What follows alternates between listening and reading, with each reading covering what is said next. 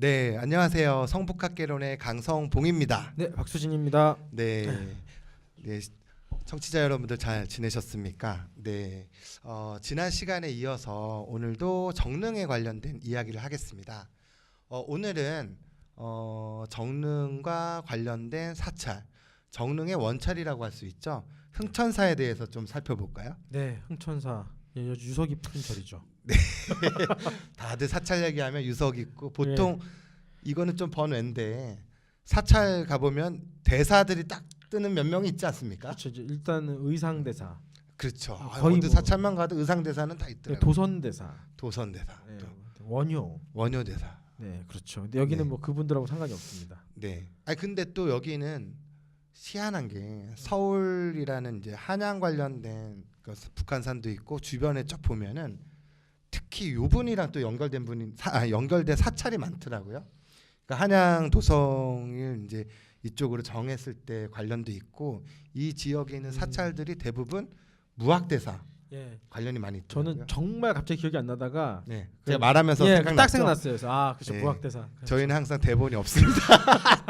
진행자끼리도 예. 서로 뜨끔뜨끔합니다. 네. 누구더라? 한참 생각했습니다. 아니 근데 성북구에 있는 사찰들이 대부분 무학대사 또 내용들이 많이 나와 있어요. 그렇죠. 네네. 예, 아무래도 네, 그러면 지난 시간에 이어서 또 정릉과 관련된 특히 신덕왕후 강씨와 관련된 사찰이 바로 흥천사인데 지난 시간에도 말씀드렸듯이 원래는 정동 지역에 지금 있었죠. 덕수궁 있었던데 네. 러시아 공사관 있었던데 근처에 이제 흥천사라고 네. 절이 있었는데 이 절은 누가 지었나요, 그러면? 이 절도 역시 태조 이성계가 만들었습니다. 태조 네. 이성계가 만들었고 제가 이번에 국감 때 질문을 하다 보면 이렇게 할게요. 그래서 이제 질문 맨날 좀 하지 마세요. 맨날 제가 제가 질문을 받으니까 네네. 이 보면 태조 이성계가 이거를 이제 신덕왕후의 명복을 빌기 위해서 원찰로 만들었다 이렇게 돼 네네. 있는데 그 원찰이라는 게 뭘까요? 예. 보통 뭐냐면 그 국가 사찰이라고도 할 수 있으면서도 왕실에 대해서 왕실 제사를 지내거나 뭐 사십구제도 질 수 있고 뭐 기우제도 지을 수 있고 이런 조선시대 왕실 사찰의 개념이 있고 특히 조선시대 최초의 국모 예. 신덕왕후 강씨를 기리는 그렇죠. 그 사찰이 대해서 이제 원찰이라고 할 수 있는데 부연 설명은 뭐 박수진 간사님이 해주셔야죠. 예. 지금 그러니까- 받아쳐야지. 예. 네. 결국은 저한테 오네요. 네. 예, 결국은 이제 원찰이라는 건 소위 말해서 이제 명복을 빌기 위해서 만든 사찰이다. 이제 기원을 하는 사찰이다. 이렇게 생각하는 게 그냥 뭐 가장 이제 쉽게 이해하실 것 같습니다. 네네. 예. 그래서 이제 조선시대 사찰이 조선시대라는 게 유학이나 유교 중심이긴 하지만 왕실에서는 또 불교를 또 그렇죠. 숭상을 또 하잖아요. 또 그러니까 세종도 그렇고. 예, 이게 그래서 그 흥천사를 보면 조선의 불교가 이제 흥만성세라고 하잖아요. 그다음에 이제 다 들어가 있습니다. 이제 네. 오늘 할 얘기는 그 조선 불교 전체 흥만성세가 흥천사라는 사찰 안에 지금 지금 이제 도남동이죠, 위치로 따지면. 하지만 그 정릉과 관련된 그 사찰을 통해서 어떻게 이렇게 좀 거기 안에 다 담겨 있는가 그 얘기를 해보는 게 오늘의 어떤 목표가 아닐까 생각합니다. 네. 저희 뒤에 배경 화면에도 흥천사 예. 대방자리 이제 네. 그림이 이제 놓여져 있는데 이 규모가 원래는 정동 지역에 있었을 때는 170여 칸 정도 됐다고 제가 들었거든요. 네, 엄청 큰 겁니다. 예. 보통은 저희가 학창 시절 때 그러지 않아요? 뭐 임금이 아닌 이상은 100칸을 못 짓는다. 참 99칸지. 99칸이 최대다. 예. 근데 저는 순수해서 그런지 모르겠지만 일반 대중들도 그럴 것 같아요. 그 100칸, 뭐 99칸 이 개념이 네. 집 한 채처럼 혼동을 했었거든요. 그렇죠. 그렇진 어렸을 않죠. 근데 원래는 뭐죠? 그 기둥하고 기둥 사이가 한 칸입니다. 네. 그러니까 건물이 목적 건물이 있으면 보통 이제 돌에 기단부가 있고 그 위에 이제 나무 기둥이 올라가는데 기둥과 기둥 사이에 그 한 칸이라고 하는 표현을 쓰는 거죠. 그렇죠. 그래서 만약에 기둥이 하나, 둘, 셋, 네 개가 있으면 세 칸 건물이 되겠죠. 네. 그리고 옆으로 만약에 하나, 둘, 세 개가 있으면 두 칸이 되잖아요. 네, 그래서 정면 세 칸, 측면 치면 두 칸 하면 3, 2, 6 해서 여섯 칸 네. 건물이 되는 거죠. 근데 이거를 우리 아이들도 그렇고 잘 모르시는 분들도 계실 것 같아요. 뭐 어디 뭐 조선시대 관아 건물을 가든 사찰을 가든 옛날 한옥집을 보더라도 그렇죠. 이 칸의 개념을 혼동스러워 하시는데 기둥과 기둥 사이를 한 칸이라고 생각하시면 편하겠네요. 그래서 저희가 이제 많이 쓰는 말로 초가 삼간이라는 얘기를 많이 하잖아요. 이게 그렇죠. 초가로 만든 세 칸 건물이다. 그거 트로트 노래 가사 아닌가요? 아, 그건 잘 모르겠습니다. 네. 여기서 나이 차이가 좀 나는 것 같습니다. 아니 우리 노래방은 트로트 해야 됩니다. 예. 네. 이해해 주세요. 예. 랩 이런 거 안 되잖아요. 네. 네. 알겠습니다. 근데 이렇게 어마어마한 사찰을 지었는데 그 당시에 예. 그렇게 누가 그렇게 또 지었을까요? 그러니까 여기서 나타나는 인물 중에 김사행이라는 사람이 나타나는데요. 그 음. 김사행이라는 사람이 그 고려 공민왕 때부터 활동하던 사람입니다. 그러니까 이제 그 저희가 이제 흔히 생각하기로는 조선왕, 그러니까 고려 왕조가 망하고 조선왕실이 들어섰다고 하면 이제 환관이었거든요, 김사행이. 근데 이제 그 이런 사람들이 다 싹 사라질 것 같지만 그렇지 않죠. 이제 행정 업무 보거나 내부에서 일 보는 사람들은 이제 그대로 이어져야 되기 때문에 그대로 왔던 것 같고요. 그다음에 그 김사행이라는 사람은 또 어떤 일을 했냐면 그 공민왕 때 제일 유명한 게 노국공주 아닙니까? 그렇죠. 그 노국공주의 영전이라고 해서 그 영정을 모신 건물을 만드는 그 공사의 총 담당자이기도 했습니다. 네. 그러니까 그렇게 보면 아마 큰 건물을 짓는 공사 책임자로서의 능력이 매우 뛰어났기 때문에 이성계가 이제 자기가 너무 아끼던 신덕왕후의 원찰인 흥천사를 만드는데도 이 사람한테 이제 부탁을 하지 않았을까, 맡기지 않았을까 이런 그 생각을 하게 됩니다. 왕릉도 축조했을 때도 이분이 참여했을 여지도 있겠네요. 그렇죠. 아무래도 그러니까 그 양식이나 이런 것들을 보면 아까 전에 저희가 저번 시간에 그 사진을 보여드렸지만 공민왕릉의 어떤 석조물이랑 그다음에 정릉의 석조물이 매우 비슷하기 때문에 아마 같은 감독관, 같은 장인들이 참여했을 가능성마저 있지 않나 네. 이렇게 생각할 수는 있을 것 같습니다. 근데 이제 태조 이성계가 있었을 때 이제 신덕왕후 강씨가 이제 죽게 되고 또 왕릉 조성도 해주고 원찰로서 이제 흥천사도 짓게 해주는데 그 공사 기간에도 둘의 러브 스토리는 한 분이 이제 하늘로 가셨다고 하지만 그 사랑은 계속 행동으로 보여줬던 것 같은데. 아, 이성계는 근데 정말 요새 말하면 사랑꾼이에요. 그래서 이렇게 돌아가셨잖아요. 사실 근데도 어느 정도였냐면 조회에서 백관들이 기다리고 있는데 백관들 다 기다리게 냅두고 공사 현장 갑니다.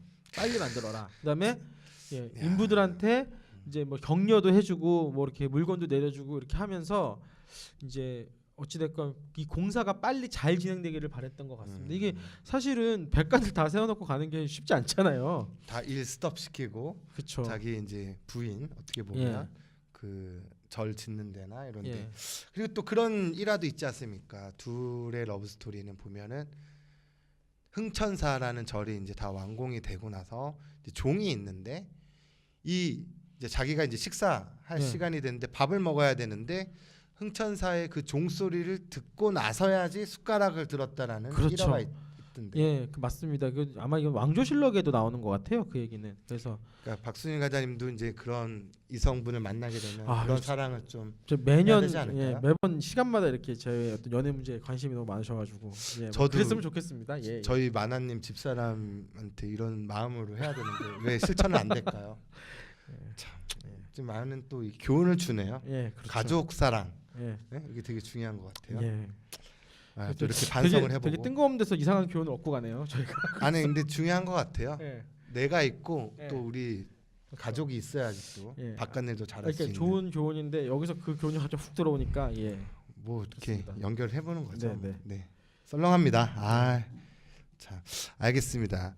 흥천사라고 이렇게 이제 지어졌고 또 재밌는 거는 정릉이 또 이 성북구 정릉동으로 옮겨지는 과정 속에서 정동에 있던 또 흥천사도 옮겨지는. 근데 순환을. 이게 재밌는 게요. 바로 옮겨지진 않습니다. 그러니까 네. 정릉은 태종 때 바로 가잖아요. 그렇죠. 근데 흥천사는 계속 남아서 왕실 사찰로서 역할을 합니다. 네.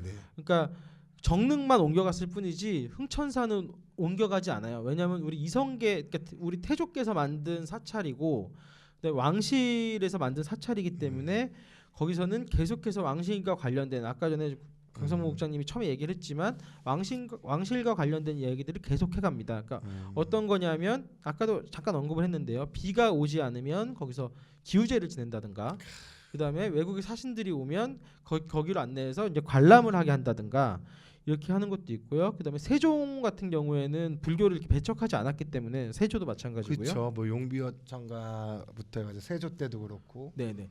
원인석 예. 그렇죠. 그렇기 때문에 이제 아무래도 우리가 잘 아는 건 조선은 숙류 억불 정책이다 이렇게 돼 있잖아요. 그래서 네네네. 뭐 정도전 같은 경우에는 불시잡변 이런 책까지 써가지고 불교에 대해서 말도 안 된다, 너 불교를 이렇게 하는 걸 썼지만 그리고 유학자들은 실제로 흥천사가 수도에 너무 크게 있으니까 도성 가운데 그거를 가지고서 옮겨야 된다 그랬는데 다 막아요. 세종이. 그리고 왜냐 이유는 태조께서 만드신 거다. 그렇죠. 예. 근데 이제 제가 조선 불교의 흥망성쇠가 들어 있다는 게 시대가 점차 지나가면서 조선의 유학자들의 힘이 점차 강해지고요. 그다음에 조선의 왕들도 정말 성리학을 신봉하는 왕이 나오기 시작하는 거죠. 이제 대표적인 게 성종대부터입니다. 네. 예. 박수진 과장님은 되게 유식하시네요. 왜 이렇게 많이 알아요? 제가 이 부분을 제가 썼거든요. 책에 써서. 책에 제가 예. 남들이 보면은 되게 예. 왜 없는 걸까? 예. 네. 알겠습니다. 아까 그 송시열의 우암 송시열이 이제 신덕하고 강씨를 복권을 했을 때 그 원한을 씻어주는 비, 그래가지고 세원지으라고 하는 비가 내렸다고 했는데 네. 마찬가지로 조선 시대 때 가뭄이 들거나 농사에 큰 재난이 왔을 때 기우제를 지낸 곳도 바로 흥천사라는 네, 그렇습니다. 이야기인 거죠. 네, 또 이렇게 또 그 스토리가 또 연결이 되네요. 네, 알겠습니다. 근데 이제 성종대부터는 수리를 맡겨야 되는데 네네. 이제 그때부터 수리를 안 해줘요. 왕실에서. 이제 성종도 워낙 유학권주로 이름이 높은 사람이고 그래서 성종대부터 이제 흥천사가 좀 뭐 망가지거나 하면 수리나 이런 것들이 전혀 되고 있지 않다가 성종다음에 연산군이지 않습니까? 네, 연산군. 연산군이 유일하게 유학자들한테 칭찬받는 일 중에 하나가 불교 탄압이에요. 오. 네, 그래서 그렇죠. 유학자들한테 유일하게 또 예. 인정받는 거는 연산군 요건 불교 잘했다. 탄압. 네. 그러니까 이제 연산군 때도 거기가 뭐 훼손되고 뭐하는데 연산군도 그냥 버려두고요. 결정적으로 중종 때는 아예 여기가 불타서 사라집니다. 네. 아마 유학자들이 일부러 불을 낸 것 같아요. 예. 그러니까 그렇군요. 이렇게 되면서 소위 말하는 그 흥천사의 정동 시절이 막을 내리는 거죠. 그러니까 아까 박수진 과장님이 말씀하셨듯이 정릉이 이제 폐허가 되고 이제 성북구 정릉동으로 옮겨왔을 때 곧바로 흥천사가 간 게 아니라 네. 나름대로의 이제 세종이나 이제 성종 때 이제 이런 거에 대한 뭐 상소라든지 뭐 옮겨가야 된다라는 거 다 왕들이 막아줬다가 결국은 이제 연산군 때 와서 그렇죠. 흥천사가 불이 성종이요. 타고 예. 그렇게 됐군요. 그럼 그 이후에 이제 성북구 쪽으로 넘어오게 된 건가요? 그렇죠. 이제 여기까지도 이게 사실 조선 불교의 흐름하고 비슷한 거죠. 네. 초반에는 그렇게 불교가 탄압받지 않다가 점차 탄압받는 것들이 흥천사에서 다 드러나는 거고요. 네. 그리고 사실은 이제 지금 흥천사 자리로 옮겨오게 된 거는 자료가 많진 않습니다. 지금 흥천사에 있는 이제 기록들을 저희가 좀 살펴봤는데요. 네.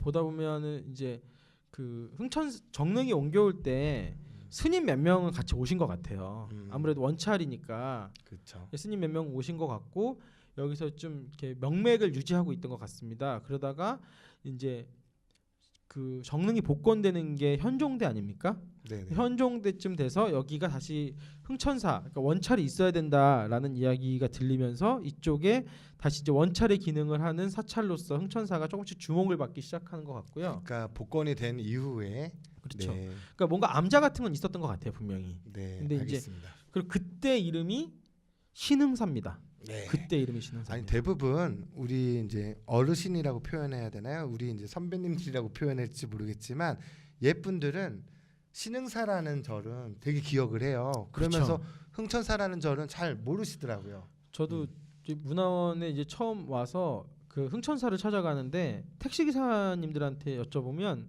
흥천사 가자 그러면 모르세요. 신흥사 가자 그래야 그렇죠. 예, 대부분 가시더라고요. 예, 그거와 관련된 내용은 조금 이따가 하는 예. 걸로 하고 흥천사 관련된 이제 문화재 중에서도 보물이 하나 있는데 보물 1460호 즉 흥천사명 동정이 있거든요. 근데 이게 지금은 더 덕수궁 안에 지금 모셔져 있거든요. 이 종이. 네, 그렇습니다. 그 이유가 어떻게 된 걸까요? 그러니까 이 종은 이제 태종 때 원래 이게 태조 때 원래 있던 종은 아니고 세조 때 만들어졌다고 알려져 있는. 그러면 아까 종입니다. 얘기했던 이성계가 흥천사의 종소리를 듣고 나서야 밥 먹었을 때 그 종은 아니고 예, 그 종은 아닌 것 같습니다. 그 종은 아니군요. 예. 근데 이제 재밌는 건 이 종이 그 낙산사 이제 불타서 없어졌지만 낙산사 동종 만든 그 장인이랑 이 네. 종을 만든 장인이 같은 사람이에요. 야, 그거 신기하네요. 예. 또 재밌는 게 그렇게 되면 낙산사 주지 스님이셨던 정념 스님이 예. 지금 여기 흥천사 회주 그렇죠. 스님이시잖아요. 그러니까 이제 그것도 인연은 좀 신기하네요. 예, 그러면 인연은 계속 이렇게 이어지고 종도 낙산사 종과 흥천사 종을 만든 사람은 같았고 그렇죠. 그 낙산사 주지 스님과 또 여기 흥천사 회주 스님이 같은 분이라는 것도 묘한 인연이네요. 그렇죠.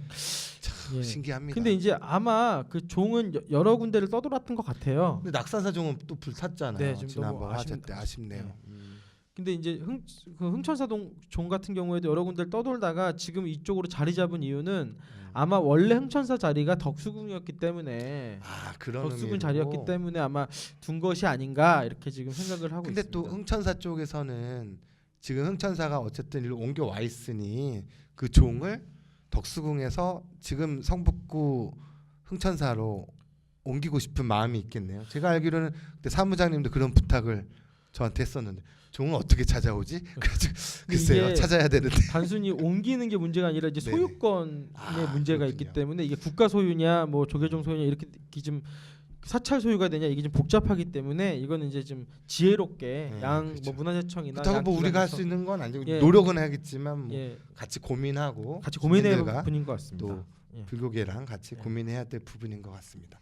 네, 알겠습니다. 아까 말씀하셨듯이 흥천사라는 그런 이름보다 일반 대중들은 신흥사라고 더 그렇죠. 기억을 하고 있는데 새로운 흥천사라는 개념으로 신흥인가요? 그것까지는 건가요? 사실을 잘 모르겠습니다. 새로운 흥천사라고 저는 그냥 나름대로 해석을 해봤는데요. 예, 이제 뭐 신흥이라는 게 이제 뭐 신덕왕후에 대한 이렇게 뭐 그 무덤을 새로 이렇게 흥하게 한다 뭐 이런 느낌도 있는지 않을까 뭐 굳이 생각을 해보면 그럴 것도 같은데 저는 이제 신흥사라는 이름이 지금까지 이렇게 좀 길게 기억되는 건 좀 이상하긴 해요. 왜 그러냐면 그 신흥사라는 이름으로 쭉 가다가 이 흥천사라는 이름을 되찾아준 사람이 있습니다. 네. 바로 대원군입니다. 대원군. 흥선 아, 대원군. 이항 그쵸. 흥선 대원군. 예, 네. 지금 이제 뒤에 저희 글씨를 좀 예, 보여주시죠. 이게 아까 전에 흥천사 동정입니다. 예, 네, 이게 예, 덕수궁에 지금 예, 있는 동정이고요. 예, 요게 지금 대원군이 쓴 글씨입니다. 아 우리가 알고 있는 흥선 대원군 예, 이하응의 글씨라는 그러니까 거죠. 이때부터 이미 흥천사는 자기 이름을 찾았어요, 사실은. 그러면 이렇게 또 생각해 볼 수 있지 않을까요? 외국의 이제 세력들 열강들이 이제 들어오고 대원군은 어쨌든 다시 집권을 하려고 하면서 조선 왕실에 대한 부활, 예. 조선의 르네상스, 그다음에 왕실 왕권 회복 예. 이런 의미에서 의미가 있는 왕실 사찰인 흥천사를 예. 좀 더 부각을 시키려고 예. 그런 뉘앙스가 좀 그런 생각해 볼수 있을 것 느낌도 분명히 있고요. 네네. 첫 번째로는 국장님이 말씀하신 그런 느낌이 있고 두 번째로는 이제 당시에 이제 그 민중들하고 네네. 그 이제 그 저희가 그러니까 조선 왕조가 유교 국가라고 해도 종교는 불교였지 않습니까? 그렇죠. 그랬을 때 민중들하고 가장 밀접했던 게 불교기 때문에 대원군 같은 경우에는 그 불교 세력을 자기 편으로 끌어들임으로써 민중과의 접점을 찾으려고 했다. 네네. 뭐 이런 얘기들도 있고요. 그래서 이 당시에 대원군이 흥천사를 비롯해서 많은 사찰들의 그 건립을 지원해주는 네. 역할을 합니다. 네. 아 이렇게 또 자료를 보니까 1840년도에 나왔던 이제 수선전도, 수선이라는 거는 이제 한양 한성을 말하는 곳인데 그 수선전도의 지도에도 표기가 신흥사라고 표기가 되어 있네요.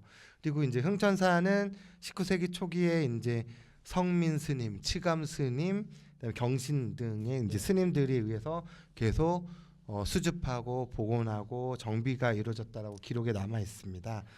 아, 네, 재밌네요. 또 영친왕의 또 글씨가 또 극락 네. 보존에 있다라고. 또 그러니까 얘기 영친왕 같은 경우에도 여기 이제 와서 잠깐 머물면서 낙서했던 게 극락부전에 남아 있기도 하고요. 들었는데. 그 흥천사에서 제일 재밌는 것 중에 하나가 대방이라는 건물입니다. 지금 수리 네. 중이죠? 네, 수리해가지고 뭐 거기 굴뚝이 나왔다고 또 네, 지금 난리가 그 났던데. 대방이라는 건축은 완전히 조선 후기에만 나타납니다. 아까 나왔던 사진에 있었던 것 같은데 예, 이게 대방 건물인데요. 제일 중심되는 건물이거든요. 근데 지금 문화재 수리를 해가지고 했는데 옛날 뭐 온돌 이게- 굴뚝터랑 이런 게 다 나왔다고 해요. 이게 위에서 보면 H자 모양인데요. 이게 왜 이제 조선 후기에만 나오냐면 왜 저희가 보다 보면 그 사찰에 가면 건물들이 많지 않습니까? 그렇죠. 근데 조선 후기에 대해서 건물을 지어야 되는데 여러 건물을 못 짓는 거예요. 돈이 많이 드니까. 근데 대방이라는 건 어떤 건물이냐면 여기서 예불도 드리고 공부도 하고 밥도 먹고 다 하는 건물인 거죠. 다목적 복합 공간이세요. 그렇죠.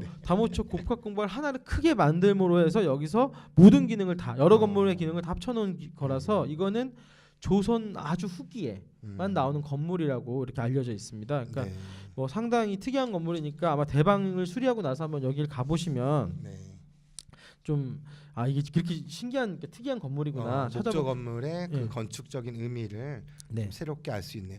또 재미있는 거는 아까 대원군도 여기 흥천사와 관련돼 있다고 했고 아까 영친왕도 극락보존에 이제 글씨도 써주면서 있었고 또 대한제국의 마지막 황후였던 순정효 황후 윤 씨도 한국 전쟁 당시까지도 이곳에 머물렀다고 하는데 그렇게 보면은 또 왕실 왕가들의 어떤 공간으로서 또 머무르는 공간도 존재가 됐네요. 그렇죠. 한국 전쟁 때 순전효왕후께서 이쪽에 피신을 와 있었다는 기록이 남아 있고요. 다른 데도 안 가고 이 그쵸. 왕실 사찰 흥천사로. 그러니까 이제 그렇게 보면 정릉 넓게 보면 정릉이죠. 정릉하고 흥천사는 조선의 마지막 첫 번째 그 국모와 마지막 왕비 순전효왕후까지가 다 있게 되는 거죠. 야, 그거 좋은 거네요. 그러니까 뭐 순환의 아픔의 역사이긴 하지만 조선 최초의 국모와 관련된 사찰 그리고 대한제국의 마지막 황후 순정효왕후 윤 씨가 머물렀던 곳 한국 전쟁까지. 그렇죠. 그러니까 시작과 끝에 있던 조선 왕실의 그 왕가 사람들이 머물렀던 그 조선 왕실의 정체성이라고 해야 되나 이런 곳을 좀 볼 수 있는 곳이네요. 네, 그렇습니다. 음. 기침이 갑자기 나와가지고. 어저께 뭐 요거는 안 드신 거죠? 네. 그죠? 기침을 네. 담배도 안 피시는데. 그래서 이렇게 대원군이 이제 흥천사를 찾아줬는데 이것도 사실은 그러니까 조선 불교의 어떤 느낌이죠. 이렇게 막 쇠락하다가 조선 후기에 다시 불교라는 걸 재발견하면서 이렇게 됐던 건데 한 번 또 순환을 겪게 되는 게 역시 이제 일제 순환이라고 할 수는 없고 좀 새로운 역사의- 변화를 맞게 되는 게 일제 강점기입니다. 네, 이제 일제 강점기의 흥천사를 이제 들어가 볼 건데요. 이 흥천사뿐만 아니라 서울이나 이제 전국 곳곳에 있는 사찰들에도 어떤 일본 같은 경우는 불교라는 게 이제 대처, 이제 가족을 꾸릴 수 있는 결혼도 할 수 있는 스님의 이제 이런 내용들이 있었고 또 이런 생소한 대처성 제도가 일제에 의해서 장려가 되고 하니까 저희 불교계에서도 많은 혼란이 있었죠. 특히 흥천사가 그렇죠. 많은 그런 공간이었는데. 그러니까 이게 이제 사실은 이렇게 뭐 그 어떤 목회자들이라고 하죠. 이제 굳이 그게 어떤 종교를 떠나서 그 네네. 성직자들은 중에서도 뭐 결혼을 하시는 분도 있고 안 하는 그렇죠. 종교도 있고 되게 종교에 다양하니까 따라서 네. 이건 뭐 결혼을 하는 게 좋고 뭐 나쁜 이 개념은 전혀 아니고요. 어찌됐건 한국에서는 좀 생소했던 아까 얘기했던 그 결혼하는 스님들이 이 제도가 들어오면서 스님들이 이제 처자식이 생긴 거죠. 그렇죠. 결혼했으면 또 예. 그 전까지는 자기 한 번만 건사하면 됐는데 이제 처자식이 생겼고 가족을 돌봐야 되는 거죠. 예. 그러면서 이 흥천사뿐만이 아니라 조선의 특히 사대문 밖에 있는 사찰들에서는 이제 음식을 하게 됩니다.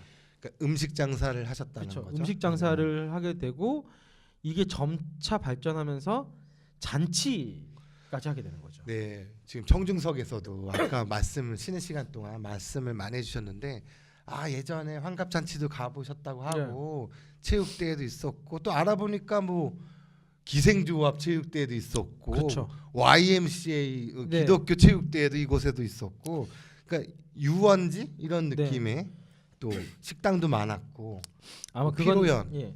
그 유원지나 이제 이런 느낌은 아마 다음 시간에 또 아. 자세히 얘기를 할 또 건데 전문가가 있죠. 또 네, 저희 그 부분에 전문가가 있어서 네네. 다음 시간 할 건데 이제 기본적으로 말씀드리고 싶은 건 갑자기 여기가 이제 그 사찰들이 음식집과 잔치집의 기능을 사찰 안에서는 안 했던 것 같은데 바로 밖에서 주변에 예, 그렇죠. 했던 것 같습니다. 그렇게 되면서 이제 여기가 워낙 유명한 잔치집으로 알려지게 되는 거고요. 그래서 저희 어머니는 강동구에만 한 40년 사셨는데 네. 신흥사는 아시더라고요. 저희 어머님은 예산뿐인데 다 알아요 신흥사. 아버님도 다 알더라고. 그러니까 이게 거기 기억이 있나 봐요. 네, 그 워낙 유명하고요. 소설들의 등장도 많이 합니다. 뭐 이상 소설에도 나오고 염상석 소설에도 신흥사가 나오고요. 네, 지금 좋은 지적 얘기해 주셨는데 이상 뭐 오감도나 이렇게 날개. 유명한 시인 있잖아요. 날개. 이분이 또 결혼식을 또 여기서 하셨다고. 그렇죠. 네. 이상이 또, 결혼식을 여기서 했다고 알려져 있고요. 또 연애 공간이었나 봐요. 여기 예를 들면 일제강점기에 그 연애의 회방구 뭐라고 해야 되나? 이렇게 그쵸. 표현을 해도 아직 되나? 일제강점기 막 시작할 때쯤에 그러니까 지금 약간 교회 개념으로 예. 피크닉 예, 약간 이렇게 교회 가는 개념이죠. 건가? 지금 뭐 양수리 같은 느낌이죠.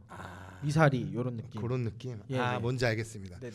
그래서 이 공간에서 이상 시인도 연애를 하면서 결혼식도 올렸고 또 재밌는 게 또 국민대 또 설립했던 분과 연결된 또 신익희 선생도 네. 이곳에서 49제를 또 치렀다고 합니다. 그리고 한영훈 선생님도 우리 성북동에 신무장 관련된 만해 한영훈 선생 여기서 결혼을 했다고 흥천사에서. 그러니까 이제 그 이 주변에 있는 그러니까 저희가 찾은 자료에 의하면 서울 주변에 이제 워낙 사찰들이 많이 요리집으로 바뀌었기 때문에 그 매출 네. 조사를 한 게 있어요. 네네. 흥천사가 서울 시내 사찰 전체 매출의 40%를 하고 있습니다. 이야 엄청나네요. 그러니까 대기업인데요. 그렇죠. 그러니까 그렇기 때문에 요식업이라고 해야 되나? 식당이나 이런 걸로 해서. 그렇기 때문에 아마 아까 어머님께서 예산분이라고 하셨는데도 네. 거기까지도 이제 소문이 날 정도로 컸던 다 오셨대 우리 이모님들 뭐 얘기 예. 들어보니까 다 신흥사를 하시더라고. 네. 이제 그랬던 거죠.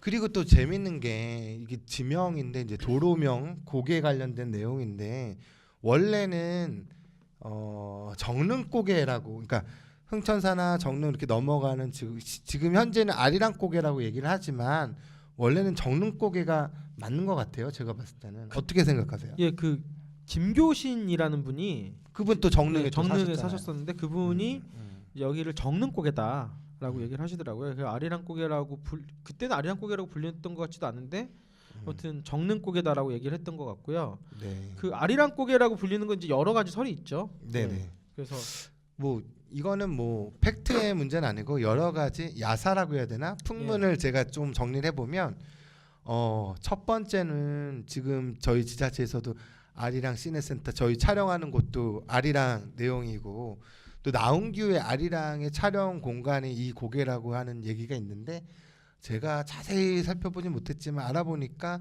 고대 앞에서 촬영했다라는 흔적은 있는데 정확히 이곳을 아리랑 촬영지로 아리랑 고개라고 한 건 또 안 나오더라고요. 그러니까 저희가 뭐 더 찾아봐야 되겠지만 네네네. 아직 여기가 그거라는 근거는 아직까지 확실하게 나온 건 없고요. 오히려 조금 더 근거가 있는 게 아까 말했던 신흥사로서의 어떤 잔치의 공간, 유원지의 공간 있는데 전차가 예. 성신여대역 있는 태극당 있는데 앞까지가 이제 도남동 전차의 종점이니까 여기에서 사람들이 쭉 오다가 전차에 내려서 신흥사까지 가는 거리에 그 고개에 양옆으로 자판이 벌려져 있나 봐요. 그렇죠. 뭐 술집도 많고 하니까. 이렇게 뭐 파는 거 유원지니까 애들 거 뭐 솜사탕도 있고 보리차도 팔고 아이스 깨끼 그때 그 당시 용어로 이런 것도 팔고 하니까 그 부분을 표현을 아리랑이라는 표현으로 그러니까 뭐 아리랑 거린다 해서 아리랑 그렇게 해서 아마 그게 됐다라는 이야기도 이제 있습니다. 그러니까 아직은 뭐 확실한 건 아니고요. 이제 가장 확실한 얘기는 아까 처음 언급했던 정릉으로 가는 길이었기 때문에 정릉고개다. 그게 오히려 아까 신덕왕후 강씨를 복권했듯이 이 지명도 조금 복권을 해야 되는 의미가 중요하지 않을까 생각이 듭니다. 근데 지금은 또 현재 흥천사를 좀 살펴봐야 될 것 같아요. 시간이 거의 다 돼서 지금 정비를 엄청 이렇게 많이 하셔가지고 지금 흥천사 측 조계종 안에서도 많이 이렇게 정비 사업을 해서 되게 경치가 이뻐진 것 같아요. 예전에 비해서 넓어지고. 그러니까 어떻게 생각을 할까요? 너무 좋죠. 그러니까 그 흥천사가 이제 그 좀 약간 혼란스러웠던 시점이 있습니다. 그러니까 어떤 시점이냐면 이것도 이제 좋고 나쁨의 느낌은 당연히 아니고요. 그러니까 사찰은 조계종 소속 사찰로 돼 있는데 사시기는 태고종 스님들이 사셨어요. 그러니까 이게 뭐가 잘 안 맞는 거죠. 그러니까 이제 그 태고종이라는 거는 이제 대처가 되는 종파를 말하니까. 그러니까 이제 태고정 선생님들 입장에서도 뭐 거기 흥천사를 뭘 잘 해보려 그래도 자기네 재산이 아니니까 마음대로 못 하셨을 거고 조계종 입장에서도 자기네 스님들이 계시지 않은 사찰이니까 뭘 해보려도 못했을 건데 아마 이제 2013년, 12년, 13년 요때쯤에 이제 네. 태고정 스님들이 이제 조계종하고 잘 합의를 해서 네. 조계종 스님들이 이제 새로 들어오시면서 조계종 사찰로 이제 명실상부하게 됐고요. 네네. 그 다음에 이제 여기가 지금 이제 그 새롭게 이제 공사를 하고 이제 좀 이제 그러니까 보니까 조계종 안에서도 중요 이제 과제라고 해야 되나 사업 대상의 공간으로 흥천사가 놓여져 있더라고요.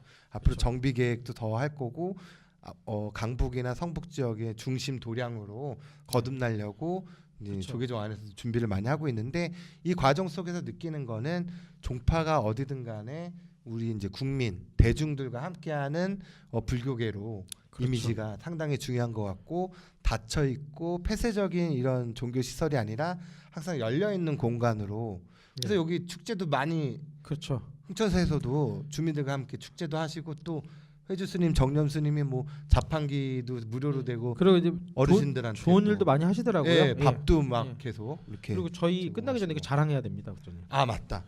네, 이렇게 해서 했고요. 자 그래서 이렇게 시간이 이렇게 빨리 지나가네요. 저희 자랑을 한번 하겠습니다. 저희가 작년에 성북학개론 시작을 하면서 나름 열심히 했는데 또 이렇게 지역에서 아이고 이렇게 무너지면 어떡해. 자 성북 마을 미디어 네트워크 시상식에서 마을은 방울방울 이쪽 이제 보도 시사 교양 부문 작품상을 저희 성북학 개론 성북 FM이 수상을 하게 됐습니다. 아자. 아유 감사합니다. 자 이게 상이라는 게 참 좋네요 타니까. 네, 엄청 기분 좋더라고요. 네, 이거. 또 오히려 또 막중한 무게감과 체계감을 또 느끼고요. 더 앞으로 열심히 하는 성북학 개론이 되도록 하겠습니다. 네. 여기까지 오늘은 할까요? 여기까지만 여기까지가 아니라 여기까지 하고요. 네, 그렇죠. 다음에는 또 이쪽 전문가를 한 명 좀 모셔서 이렇게- 그 정릉동의 이제 마을 송가정이라는 마을 또 돌과 관련된 일화들 그다음에 근대화 속에서 이제 정릉의 또 이야기들 이런 정릉의 사찰들이 어떻게 기능했는가 아까 네. 전에 저희가 다음 시간에 했던 네. 그런 얘기들을 예. 이제 다음 시간에는 하도록 하겠습니다. 네, 오랜만에 방송을 하니까 많이 설레이고 긴장을 또 했던 것 같아요. 다음 시간에는 좀 더 발전된 모습으로 우리 청취자 여러분들을 만나 뵙도록 하겠습니다. 네, 감사합니다. 감사합니다.